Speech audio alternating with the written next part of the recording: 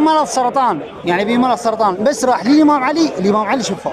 اعوذ بالله، الامام علي ما يشفي يا اخي. والله الامام لا ما تقول هيك، الامام علي يشفي ويقضي حاجه. اعوذ بالله، لك القران يقول. انا صرت اجي البريطانيا خلاص مالك في بالقران. الامام علي زرته، قلت الامام علي عليك وعلى الله، اجيت البريطانيا.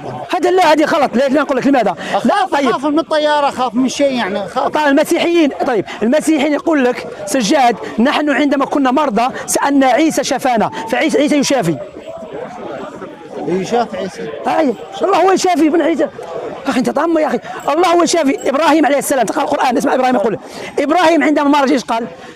واذا مرضت فهو يشفين، ان الله يشفي. لماذا ابراهيم ما شفى نفسه؟ يقول الله يشافيني. كذلك علي بن ابي طالب ماذا يقول في نهج البلاغه؟ اسمع في نهج البلاغه علي بن ابي طالب ايش يقول رضي الله عنه وارضاه؟ يقول عندما تسال الله سبحانه وتعالى. فانت فهمني، دينك تاخذه من القران ام من ايش يقول كما اقول لك من الاكسبيرينس. صباحي ضاعت براسك، الشيطان طب براسك. من الخبره، نعم من الخبرات. الشيطان طب براسك، باع نسيت.